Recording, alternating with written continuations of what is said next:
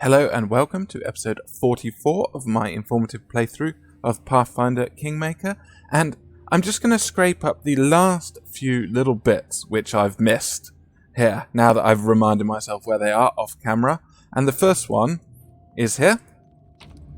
We have got this Headband of Inspired Wisdom and 2 Potions of Cure Moderate Wounds. We can just have a little look.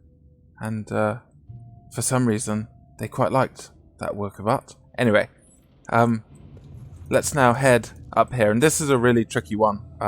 We're going up into this corner for our last helmet shard, and this took me a while to remember, because you have to be really close to it to get the perception check to work. But just here, we've got another loose floor tile, and there we go. If we just have a little look in our inventory, sort by type, 1, 2, 3, 4, 5, 6, 7, 8, 9, 10. And that is everything we need for that helmet. Now, the last bit is this chest here. And this chest didn't open last time because the key is located over here. So you grab the key from there, and that will enable you to open this chest without having to pass the very difficult, or the difficult trickery check. I'm sure you can get your trickery high enough to do that. Lindsay's isn't. So, yeah. And then just after this, we're going to finish off Harem's quest, which will require a quick save, because there's a check that you must pass if you want the advanced version of his quest line. Anyway, we'll just have a look in here, and we get something quite cool. We get this heavy mace, which is a shock frost heavy mace. So it's a regular mace +1, but it does 1d6 cold and 1d6 electricity. So that's a lot of extra damage on top of the regular damage there. So if you had somebody who benefit from that, they really could. And this is Soot Blackened Hammer. That's the last bit of our Soot Blackened set. So if we just have a look here, 1, 2, 3, 4, 5 tongs, hammer, gloves, brand, and apron. And just to demonstrate, we do with the Mallet of Woe, which is 2d6 damage, we do 11 to 26 damage. Whereas if we were to equip this, we do 10 to 30. So it's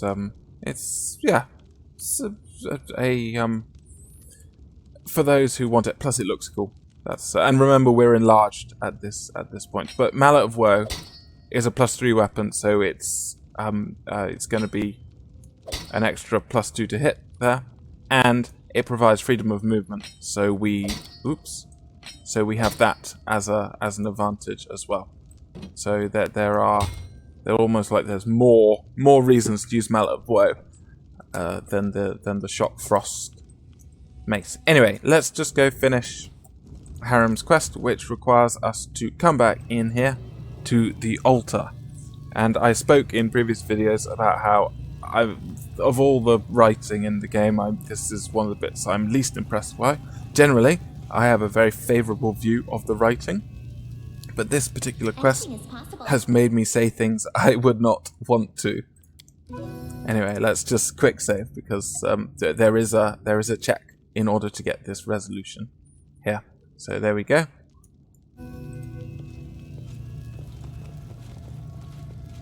Have a look, Harem. And remember, this is the anvil that Tartuk was using to brand the trolls to get their fire resistance. But yes, Harem quite likes it, or does he?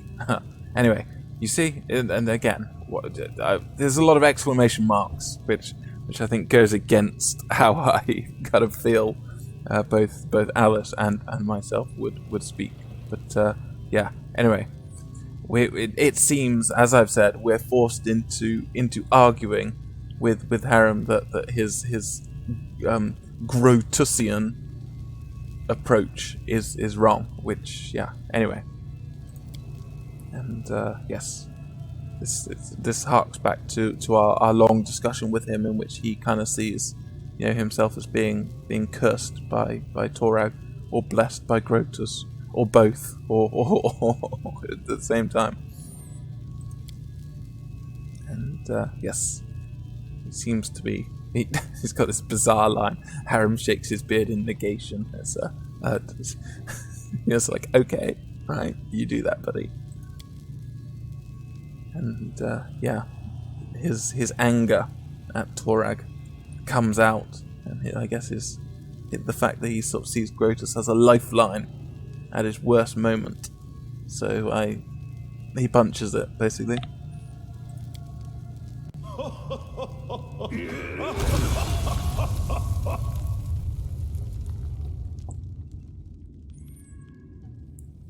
And yes, is it Grotus or is it Harem? Anyway, I would draw attention to the fact that even enlarged, can a regular dwarf punch an anvil apart?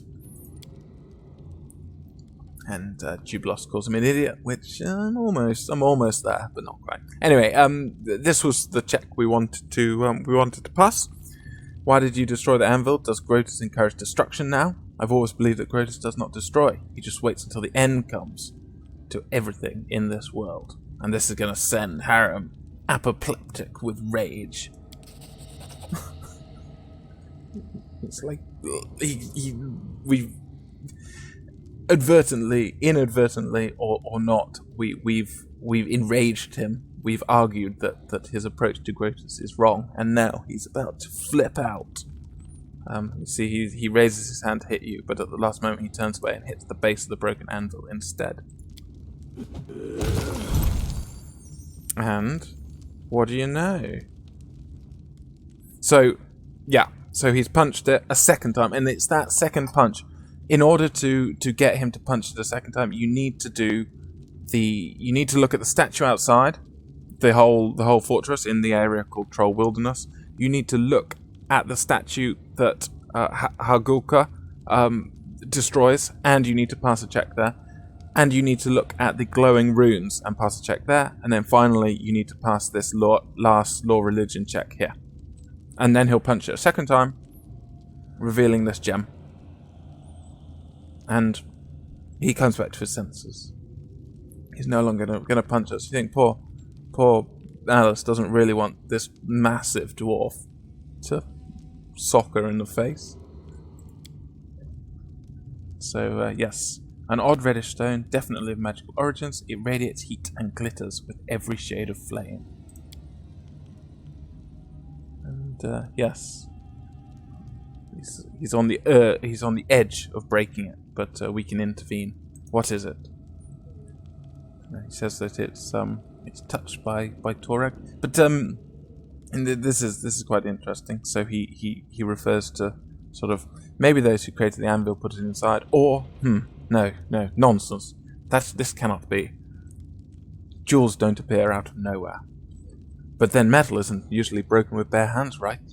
I don't know, Alice. I don't know. So yeah, what's going on here? And I'll sort of leave it at that without revealing any more. Anyway, give us the jewel, Harem. Yeah, and this comes into play later in Harem's sort of character arc. I suppose character arc is too strong a word for some of these sort of NPCs, but into his and yet quest seems like an understatement. Let's say it's his arc. Yeah, so we'll hang on to that. And yeah, he's a bit upset, even though he's also thankful. And we get 450 experience, which is really nice. If we have a look, we're a fair bit of the way to level 8. And my aim is to get to at least level 9 in Act 2. I think that's a nice point to get to, and it's perfectly possible. But obviously that competes a little bit with leveling stuff up, because there'll be quite a bit of kingdom management as well. So we've basically cleared everything we want to, so it's time to leave. Let's hope I haven't forgotten anything crucial. We want to keep this at light, barely, there. And I've kind of decided that on the way back we're going to go back via the old witch's hut, because we can clear that now that we're level 7. Last time we went, we were only level 6. I thought it was a bit tough. I wrote it like I saw it. Oop, we're still singing. I'm wasting that, but we'll need it just here. So we're not so much ambushed as waylaid by frail, thin, and rather ill-looking kobolds with their usual strange, zonked-out approach here. Anyway, what are you doing here? What do you want? And they sort of don't say anything. And do any of you speak common? So we get the understanding that some of them understand. Anyway, we get three alignment-based choices. These ones are tied to our persuasion stat. But basically, we're going to pick this neutral good one. I defeated Tartuk because he wouldn't live by my laws, but I let him go after he repented. Obviously, these are dependent on your actions. If you swear to stop attacking humans, I'll do the same. The lawful good basically seems to have the same end result. Off you go. I don't even have the time to deal with you, but I will if I have to. And obviously chaotic evil, we can just squish them, which feels a bit mean because we've just defeated very powerful enemies. Anyway, tiny bit of experience for the check, and off they go. A bit more for there. And unfortunately, yet again, it is raining heavily, so we are just gonna get out of here as quickly as possible. Is this slow?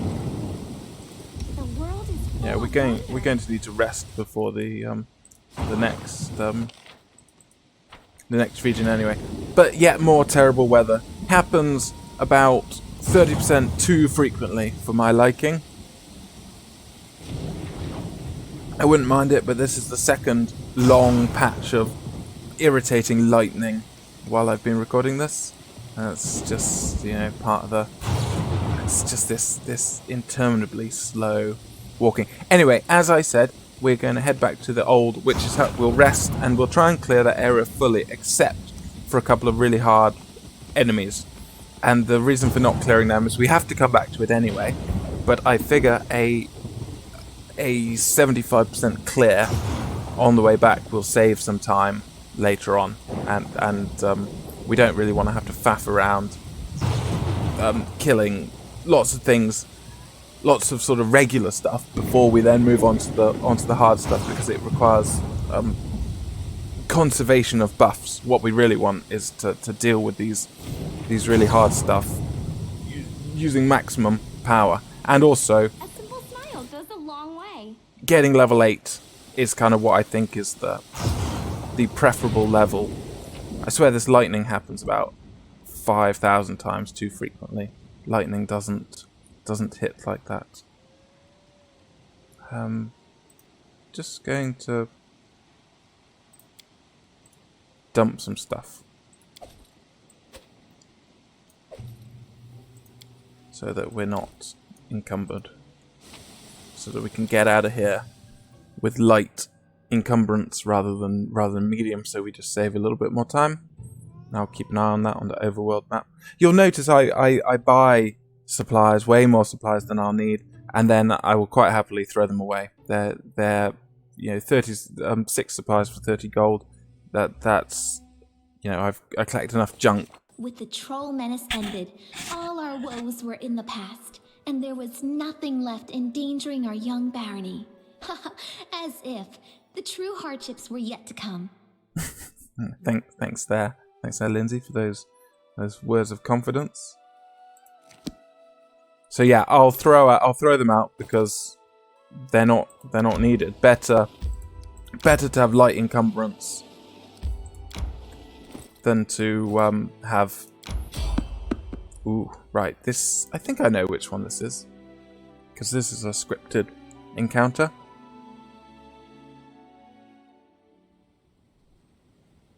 Who will prevail? Ah, it's not. This is the Dwemer cat, or Dwemer cat, or perhaps if you want to apparently mangle the pronunciation, Dweoma cat. But we've got this young Dwemer cat being attacked by 5 ferocious trollhounds. We don't have much in the way of resources, but we've got plenty of acid bombs, so we're just gonna see about squishing them and saving this cat. Lindsay, you don't have much of that left, so let's just fascinate them. Serves you right. Hasn't affected all that many.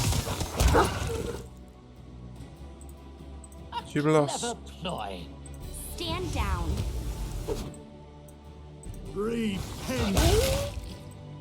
And then we can just see about taking the rest down. It's not particularly hard. You out of our story. There. And we get this. Today you've helped the Dwemer cat. The Dwemer cat does not forget those who help her. We shall meet again, perhaps. Who knows? And this, having saved this cat, we get a little bonus that if we're ambushed in this region, sometimes the cat will show up to help us in the region you encounter her in. So in this case, the South Nile Marchers. If we have a random ambush, we may well also have the cat show up to lend a hand. It's very unpredictable, and of course, you may well be of a tendency to try and evade all ambushes anyway. So yeah, right. So since we're here, we're just going to make sure our spellbooks are up to date, because of course melee leveled up as well. So we're going to take Protection from Energy Communal, which is really handy to have, and we're going to take Slowing Mud as well. This is a slow effect, but is a conjuration, and melee is a conjuration specialist. It's enemies only, and it is sort of, I guess, like budget slow, but it's a level higher. We've got everything there, and we'll take another Fairy Fire. Just make sure we're, yes, Jubilost. It's not all that much, but we'll take a spare haste as well. There, Harem. I remembered to fill your slots. Yep. There we go. So let's rest up. Use some rations. Harem there, saving us time. Yeah, there we go. You serve Desna, right? Not quite. But still, with my way of life, you can't have too much luck. Sometimes I donate to a temple of the Great Dreamer, but I don't go overboard. So, Jubilos, like pseudo-religiosity.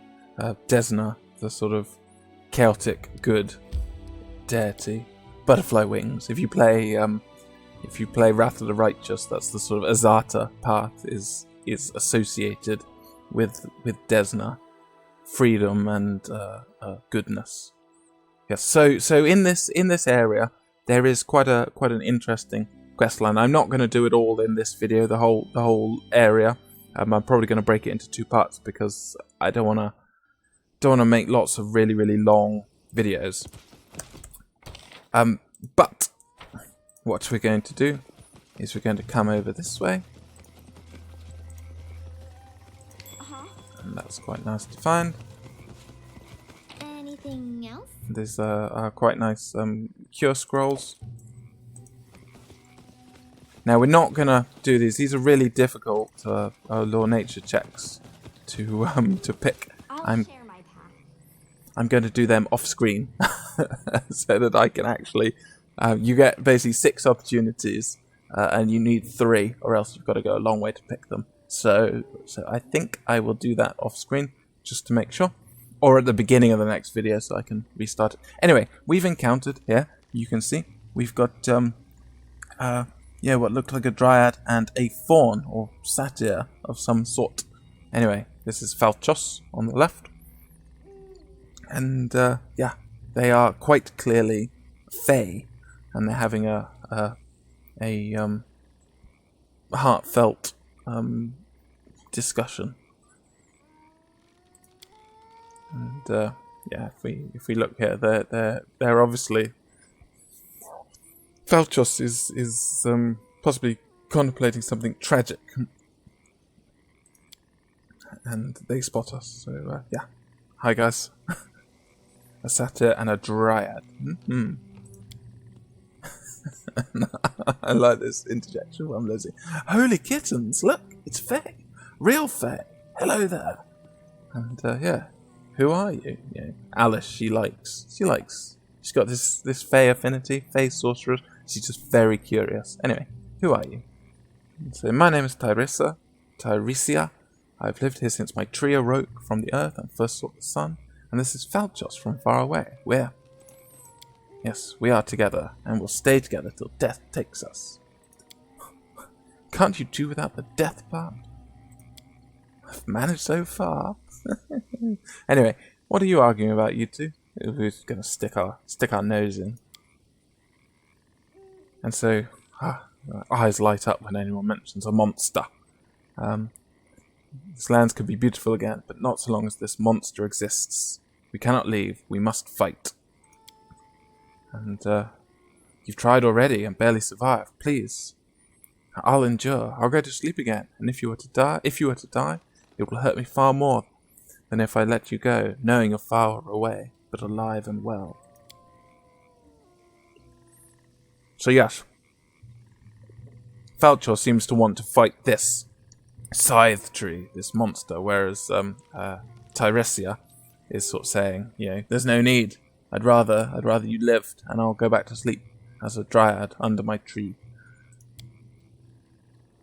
Yes, and obviously this Scythe-Tree has been bothering them, and yeah, as in it's been hunting them, perhaps, or it's just trying to kill them. Anyway.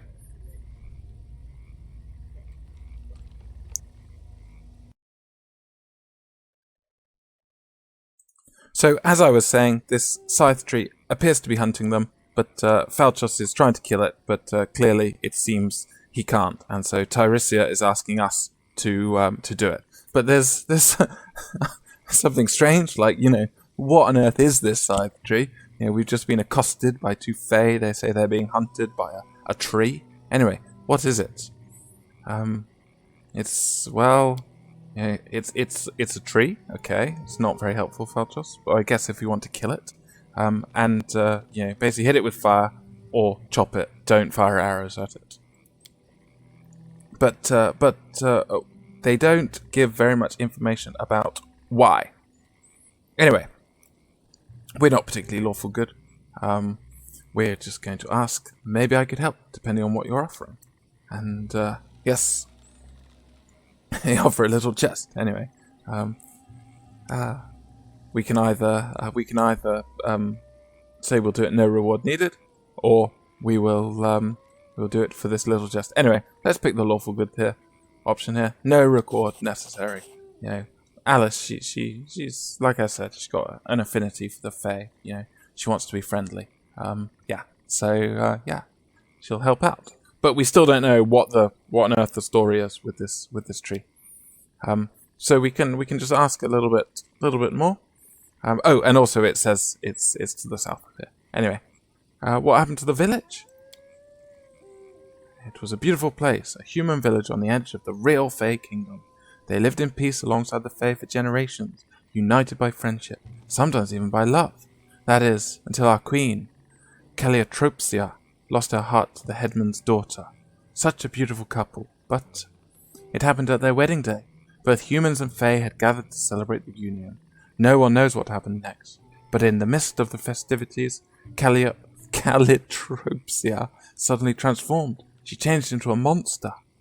She became the Scythe-Tree. She killed her bride, her love, then destroyed the village.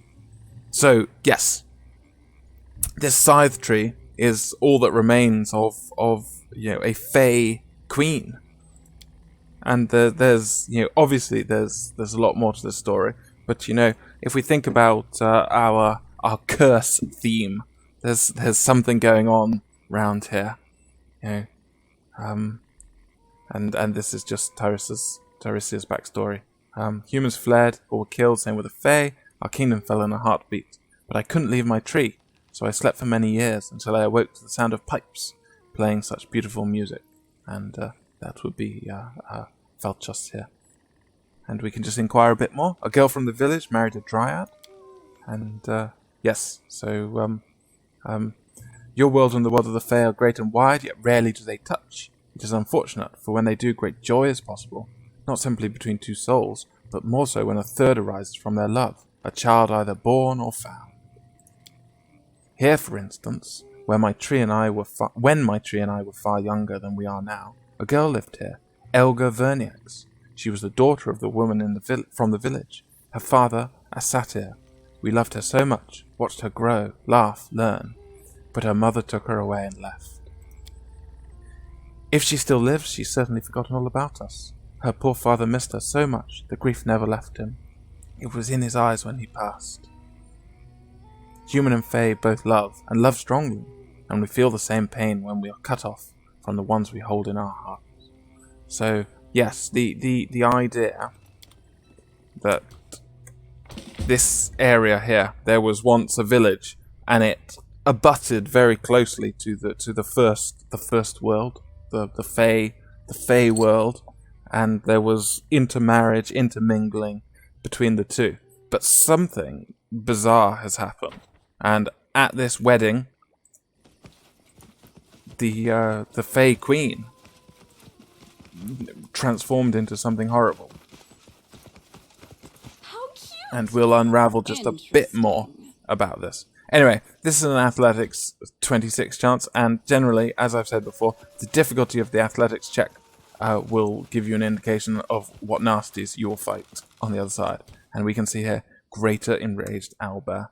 And this, I think anybody could see if they weren't just sort of blundering around, not throwing any shade there, that a level 18 magical beast with 38 strength and 26 constitution and 261 hit points is not something we want to fight right now. We'll do it at level 8, no problem, but at level 7 I don't quite have the tools to deal with it. Instead, we're just going to come down here. This is my time to shine. It's my time to shine. And we're going to cast some quick buffs, because there's an ambush here.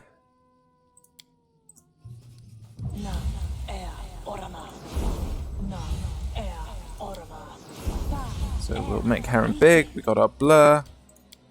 Might as well leave that on. Waystar, our lesser extend, Meta Magic Rock. It's so easy to burn through them without watching. Ready. Magic Fang for an extra to hit. Barkskin for extra defense. Acid. Dexterity on the cat. Quiet, I'm thinking. Shield on both of them.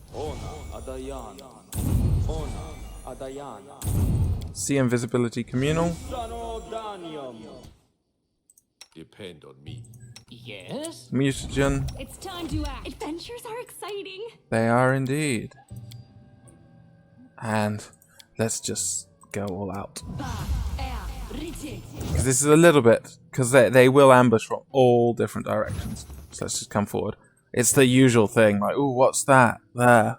I mean, what is it? It looks like Amiri's backpack, basically.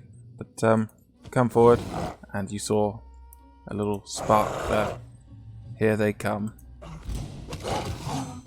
So ferocious wargs are not the most dangerous thing, but if we're caught flat-footed like this, there, they still have a chance to hit, through everything.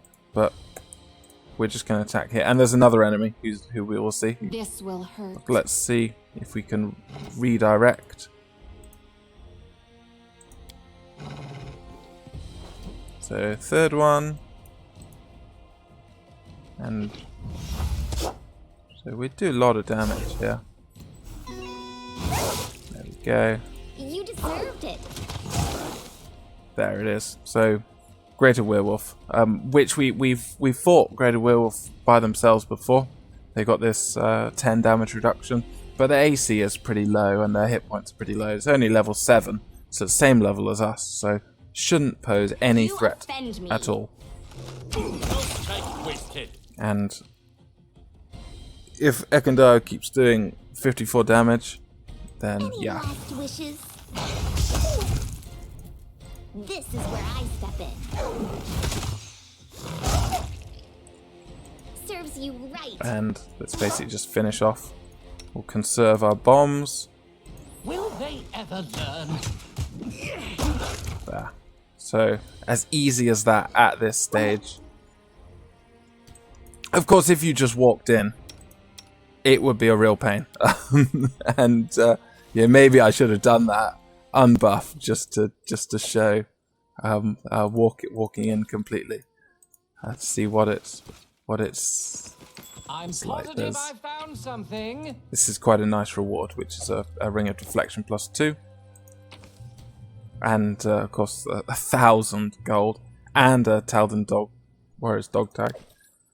So what we'll do is we will just upgrade Harem here slightly. I mean, again, this is low quality AC. If we really wanted, we'd cast Cat's Grace on him at least, which would give him 28, which still is not particularly interesting. Just letting the ink dry. He is not any sort of tank. He is a full caster cleric who just happens to hit people on the head. Anyway, what's going on here? We got voices. Prankster type voices, which one might infer some sort of fey I'll influence. share my path. So the next part is we're just going to clear here, which has got some pretty tough enemies. If we just creep forward.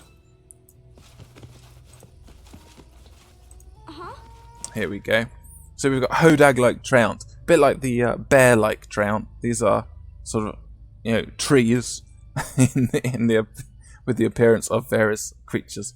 So these are level 8, high strength, obviously quite high hit points, higher AC than the previous enemy, and they've got damage reduction.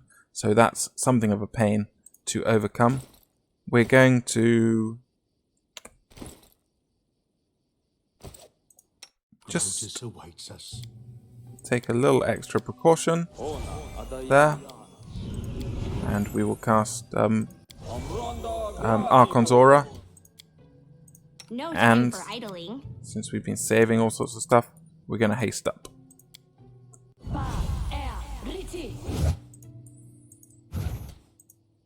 Because there's 2 of them. Yeah. So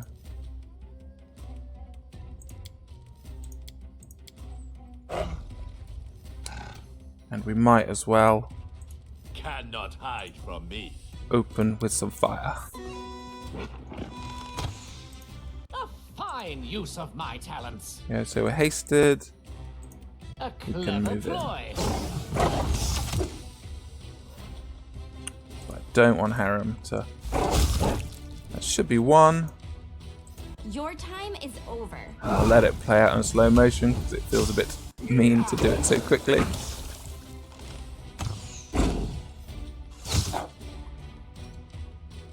Yeah, so Demoralize failed, but basically dead. Dog was hit, unfortunately targeting the wrong thing, but I think Harem ended up with the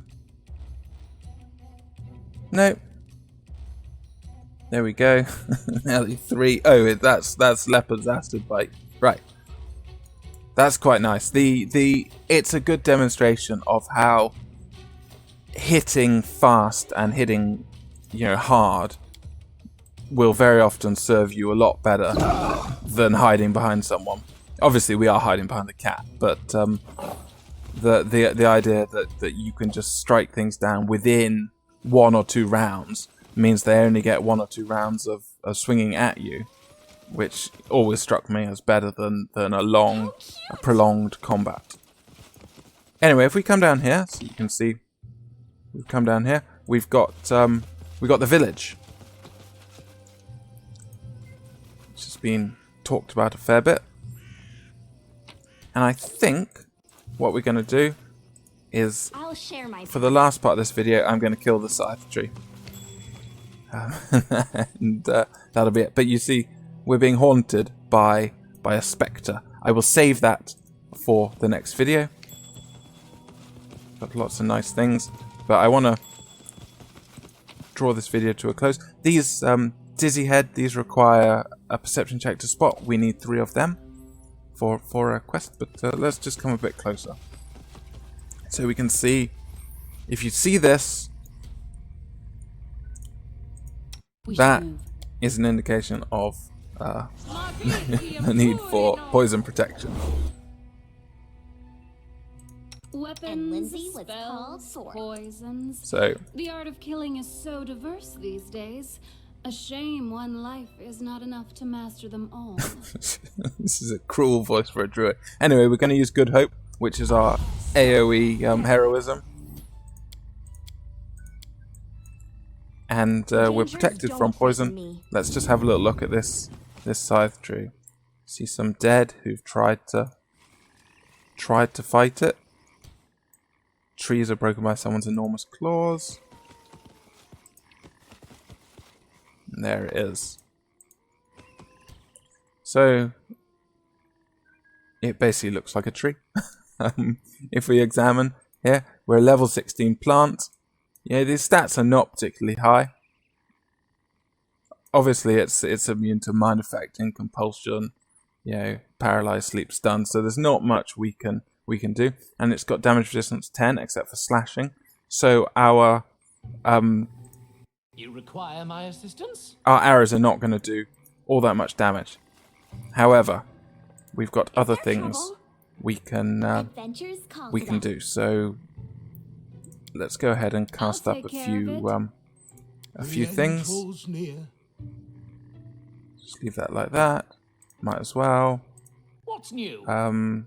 We'll take a targeted bomb admixture, which will mean he does actually. Let's hold up. There, Fox's Cunning. The world is full of wonder. What Lindsay, troubles just you? hold off. So there we go. So this will mean we do more My damage. skills are getting So rusty. now, targeted bomb I admixture, wrote it like I saw it. sense vitals. Friendship lasts And- forever.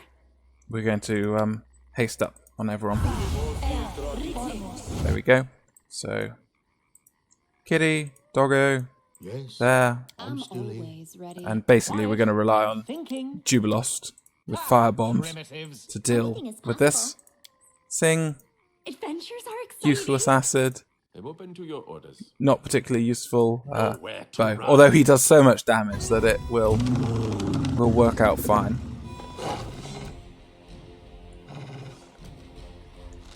Okay, in we come. It can actually bizarrely be bone shaken if I remember rightly, so let's send that off. Who crit? Leopard, you've already taken away 2/3 of its health. Yeah, so there. A bizarre bone shaker on a tree. Kinda don't think it should be, but yeah. So there's bombs incoming. And, literally that is it. I was always a bit disappointed by this boss, but I guess if you bring fire and you're protected from poison, it's not going to be a big deal. If you're not protected from poison, you're going to have a horrible time. Yeah. There we go. We've killed the Scythe-Tree in, I think that was something like a round. And we get this old wedding ring. Why was it hanging on a Scythe-Tree's branch? We'll grab that. And we also get something quite interesting, and this is part of our mystery. So this is addressed to Calotropsia, and we can see that it's from Nita, who was marrying Calotropsy on this fateful wedding day. Bit of enthusiasm, but this is the paragraph here that her former groom Dorsey talked father into trying to disrupt the ceremony. Okay, and her father thought he could decide her fate. And I guess really pay attention to this here. A few nights ago, I dreamt of a mesmerizing maiden who told me how to free myself out of my father's grip. I did everything as she told. I was so angry with him. Now, of course, I'm beset with doubt. Was it the right thing to do? Still, I hardly think any of this is more than pure superstition. Such silliness cannot change how things are, and I could have dreamt up absolutely anything. So, I guess, firstly, who was this? And I will leave it to the listener to perhaps infer that with all the curses around, there is a likely candidate there, and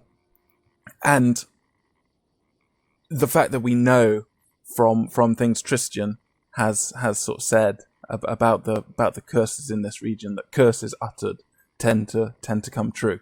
So it seems that somebody taught her or sort of, you know, instructed her to do something to free herself out of her father's grip, and this is a part of the puzzle to why Calliotropes was transformed into this Scythe-Tree. Anyway, I'm going to pause the video there because I think that's enough, and in the next video we'll clear the rest of the map and uncover a bit more of this mystery.